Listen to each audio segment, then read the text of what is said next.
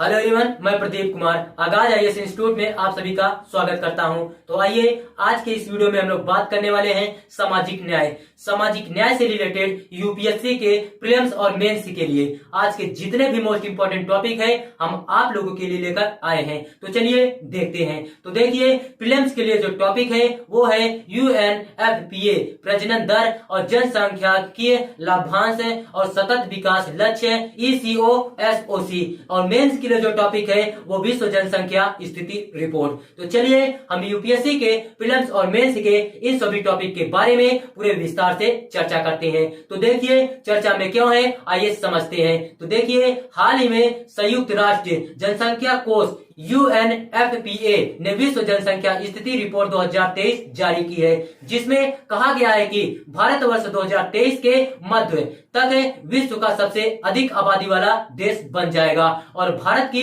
जनसंख्या चीन से भी अधिक हो जाएगी। विश्व जनसंख्या स्थिति रिपोर्ट प्रतिवर्ष प्रकाशित होती है, जो विश्व जनसंख्या और जनसंख्याकी में विकासात्मक प्रवृत्तियों को शामिल करती है एवं उसका विश्लेषण करती है, साथ ही विशिष्ट क्षेत्रों, देशों और जनसंख्या समूहों तथा उनके समक्ष आने वाली विशिष्ट चुनौतियों पर प्रकाश डालती है। रिपोर्ट की मुख्य विशेषताएं कौन कौन सी हैं, आइए समझते हैं। सबसे पहले हम लोग समझते हैं जनसंख्या अनुमान। जनसंख्या अनुमान क्या है, आइए देखते हैं। जुलाई 2023 तक चीन की 142.57 करोड़ जनसंख्या की तुलना में भारत की जनसंख्या 142.16 करोड़ तक पहुंचने की अनुमान है। भारत की 25% जनसंख्या 0 से 14 वर्ष आयु वर्ग में, 10 से 19 वर्ष आयु वर्ग में, 26% जनसंख्या 10 से 24 वर्ष आयु वर्ग में और 68% जनसंख्या 15 से 64 वर्ष आयु वर्ग में और 7% जनसंख्या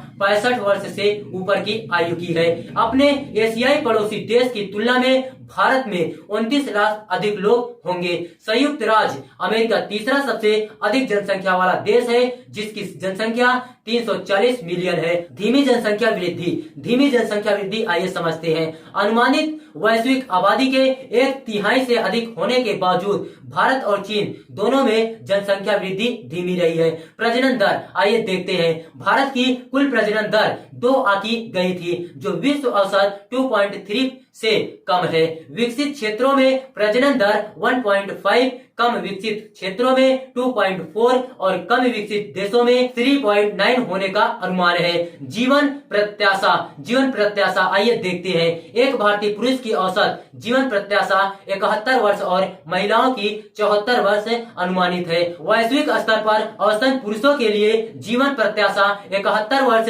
तथा महिलाओं के लिए 76 वर्ष होने का अनुमान है। विकसित क्षेत्रों हेतु पुरुषों के लिए औसत जीवन प्रत्याशा 77 वर्ष और महिलाओं के लिए 83 वर्ष अनुमानित की गई थी, जो कि सबसे अधिक है। कम विकसित क्षेत्रों के लिए पुरुषों हेतु 70 वर्ष और महिलाओं के लिए 74 वर्ष है, जबकि कम विकसित देशों में यह पुरुषों के लिए 63 वर्ष और महिलाओं हेतु 68 वर्ष अनुमानित है। लैंगिक अधिकार आइए देखते हैं। विगत 12 महीनों में 18% महिलाओं द्वारा अंतरंग साथी द्वारा हिंसा की सूचना दी गई थी, जबकि 66% महिलाओं ने भारत में यौन एवं प्रजनन स्वास्थ्य तथा प्रजनन अधिकारों पर स्वयं निर्णय लिया था। 80% से अधिक महिलाओं के पास अपने स्वयं के स्वास्थ्य सेवा के बारे में निर्णय लेने के कुछ सहयोग था। जनसंख्या वृद्धि संकेतन आइए समझते हैं। वर्ष 2050 तक वैश्विक जनसंख्या में अनुमानित वृद्धि का आधे से अधिक 8 देशों कांगो लोकतांत्रिक गणराज्य, मिस्र,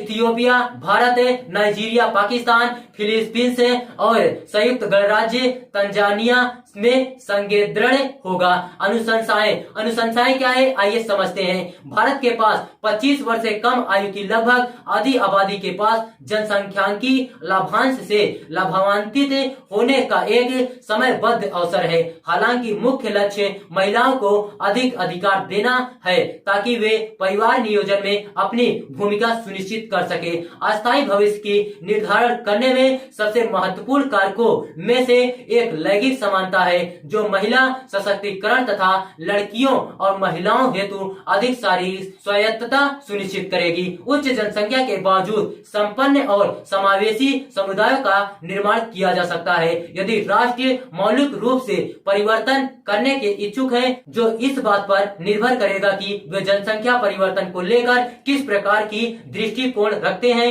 एवं तैयारी करते हैं।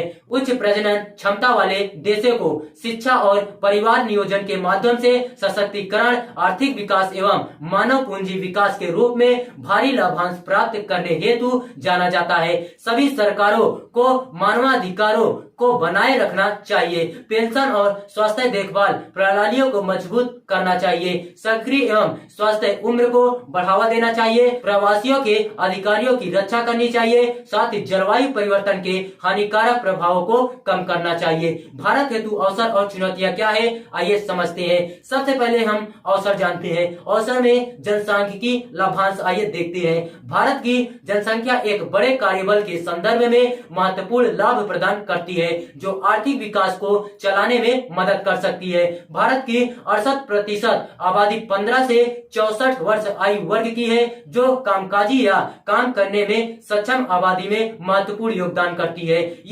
यह निश्चित रूप से एक जनसांख्यिकीय लाभांश है। जब दुनिया के बहुत सारे उत्पन्न देश अपनी जनसंख्या के वृद्धि होने की चुनौती का सामना कर रहे हैं, क्योंकि इसकी वजह से कार्यशील लोगों की संख्या कम हो सकती है।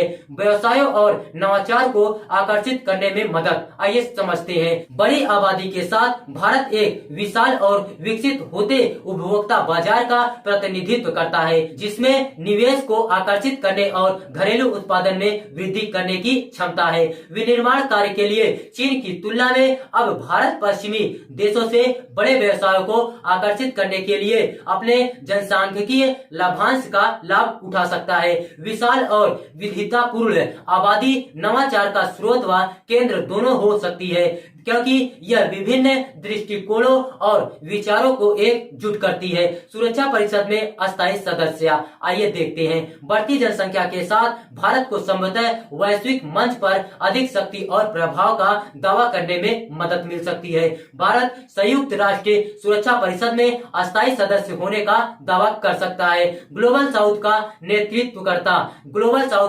करता, आइए देखते हैं। सबसे अधिक आबादी वाले देश का दर्जा भारत को ग्लोबल साउथ में नेतृत्व का दावा करने में भी मदद करेगा, जिसके लिए वह वर्ष 2022 में G20 की अध्यक्षता के बाद से प्रयासरत है। कमियां बेरोजगारी और श्रमिक समस्याएं क्या है? कमियां बेरोजगारी और समस्याएं क्या है, आइए देखते हैं। उदाहरण के लिए सिविल सेवा क्षेत्र में मात्र 700 पदों के लिए लगभग 6.5 लाख उम्मीदवार प्रतिस्पर्धा करते हैं, जबकि रेलवे में कुछ सौ निम्न श्रेणी की नौकरियों के लिए हजारों युवा प्रतिस्पर्धा करते हैं। उच्च बेरोजगारी के रूप में भारत की युवा आबादी एक बड़ी समस्या का सामना कर रही है, जो आवश्यक रोजगार के अवसरों की कमी के कारण और भी बेहतर हो गई है। बेरोजगारी न केवल आर्थिक तनाव की ओर ले जाती है, और बल्कि सामाजिक समस्याओं में भी वृद्धि करती है, खासकर तब जब कामकाजी उम्र की आबादी का एक बड़ा हिस्सा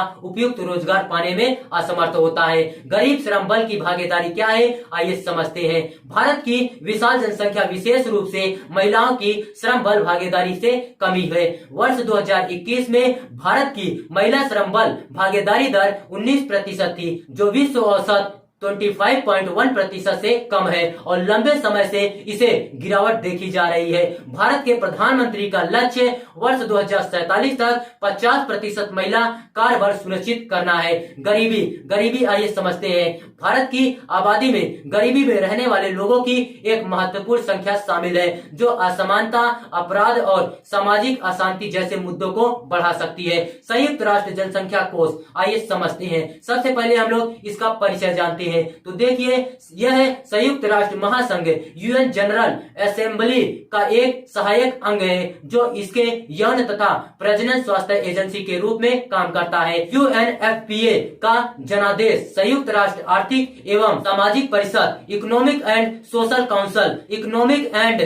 काउंसिल द्वारा स्थापित किया गया है। स्थापना कब हुआ आइए समझते हैं। इसे वर्ष 1947 में ट्रस्ट फंड के रूप में स्थापित किया गया था। इसका परिचालन वर्ष 1969 में शुरू हुआ था। इसे वर्ष 1987 में आधिकारिक तौर पर संयुक्त राष्ट्र जनसंख्या कोष नाम दिया गया, लेकिन इसका संक्षिप्त नाम UNFPA जनसंख्या गतिविधियों के लिए संयुक्त राष्ट्र कोष को भी बरकरार रखा गया। उद्देश्य क्या है आइए समझते हैं।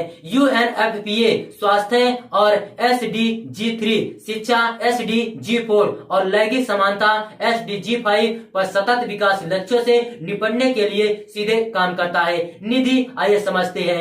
UNFPA को संयुक्त राष्ट्र के बजट का समर्थन प्राप्त नहीं है। इसके बजाय यह पूरी तरह से दाता सरकारों, अंतर सरकारी संगठनों, निजी क्षेत्र, फाउंडेशन और व्यक्तियों के स्वैच्छिक योगदान द्वारा समर्थित है। तो देखिए, अगर आप लोगों को इसका PDF चाहिए तो इसका PDF हम टेलीग्राम चैनल पर अपलोड कर देंगे।